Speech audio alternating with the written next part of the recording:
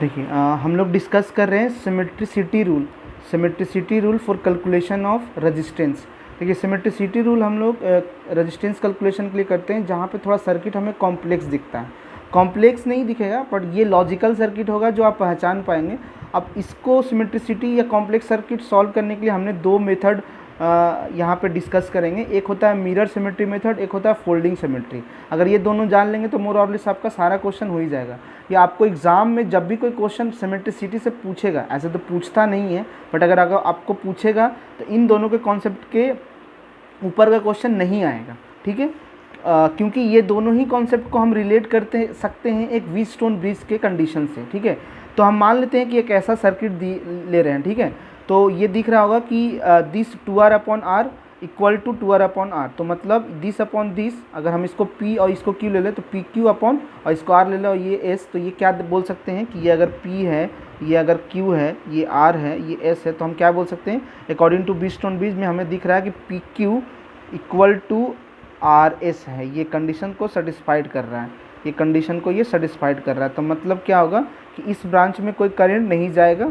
तो अगर इस ब्रांच में कोई करंट नहीं जाएगा तो इसको हम रिमूव कर देंगे तो ये क्या दिखेगा, दोनों ही रेजिस्टेंस आपस में सीरीज में दिखेगा, नीचे वाला भी रेजिस्टेंस आपस में सीरीज में दिखेगा। तो हम इसका आर इक्वालेंट कैलकुलेशन करेंगे तो कुछ ऐसा दिखेगा 4R into R upon 6R equal to 4R/3, ठीक है। तो यहाँ पे हम लोग आसानी से कैलकुलेशन कर सकते हैं। अब इसी क्वेश्चन को हम इस कॉन्सेप्ट मिरर सिमेट्री के कॉन्सेप्ट से सॉल्व करने की कोशिश कर रहे हैं, ठीक है।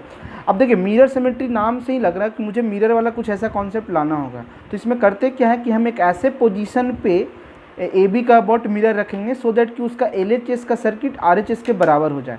मतलब कि मान लीजिए ऐसे बीच में अगर हम ऐसे मिरर रख दिए तो अगर लेफ्ट हैंड साइड का सर्किट मेरा राइट हैंड सर्किट के इक्वल आ रहा है तो बोल सकते हैं कि ये वाला जो पूरा सर्किट है, ये जो पूरा सर्किट है इस लाइन का अबाउट सिमेट्री है ना। इसको हम लोग क्या बोलेंगे फिर, मिरर सिमेट्री। मतलब मिरर सिमेट्री में क्या होना चाहिए, LHS must be equal to RHS होना चाहिए। अब देखो अगर LHS इक्वल टू RHS हो गया तो ये I अगर करंट है तो ये भी आपका I आना चाहिए, तभी तो सिमेट्रिसिटी लागू कर पाएंगे। इधर अगर I करंट इंटर हो रहा है तो इधर भी I करंट एग्जिट होना चाहिए, ठीक है। तो अगर I करंट एग्जिट हुआ तो इसका मतलब क्या हुआ कि इस पॉइंट का अबाउट KCL अगर लगाएंगे तो ये I equal to I1 plus I2 है।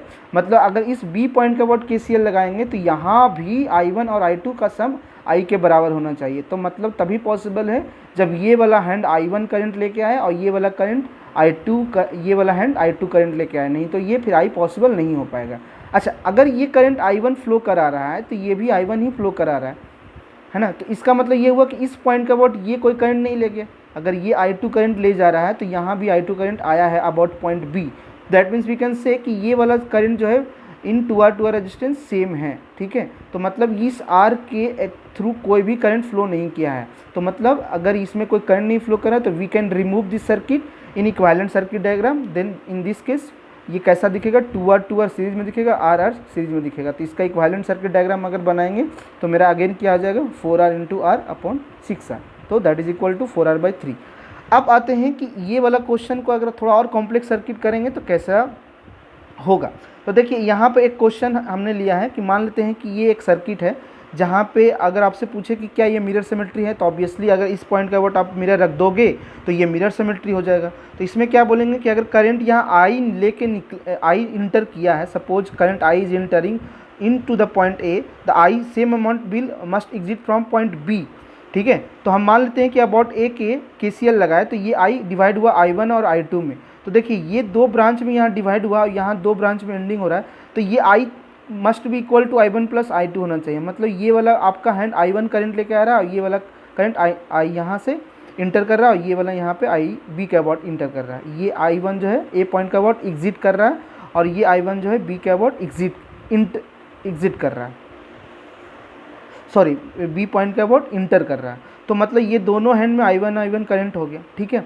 अब ये वाला करंट I2 ले गया, ये वाला करंट I1 ले गया, ये तो मतलब ये वाला जो पॉइंट से ये वाला पॉइंट पे जो अगर KCL लगाएंगे तो इधर से ये दोनों पाथ में ये वाला ब्रांच कोई करंट कंट्रीब्यूट नहीं किया। ये जो ब्रांच है ये ब्रांच कोई कंट्रीब्यूट इसको नहीं किया होगा, क्योंकि अगर ये करेगा तो ये I1 इसके I1 के इक्वल मुझे करना है। तो मतलब इसमें कोई ये करंट नहीं दिया है, मतलब ये बोल सकते हैं कि ये वर्चुअली डिसकनेक्टेड है इस पॉइंट से, ठीक है।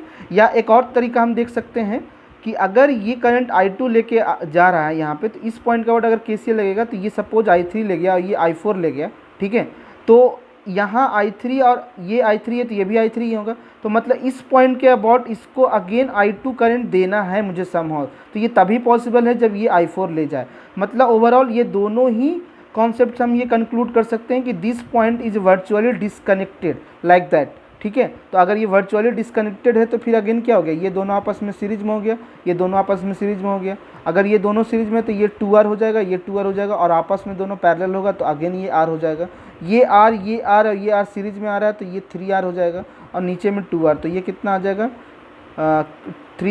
3R into 2R upon 3R plus 2R में, that is equal to 6R/5। तो ये आपका आंसर हो जाएगा, ये इस क्वेश्चन का आंसर।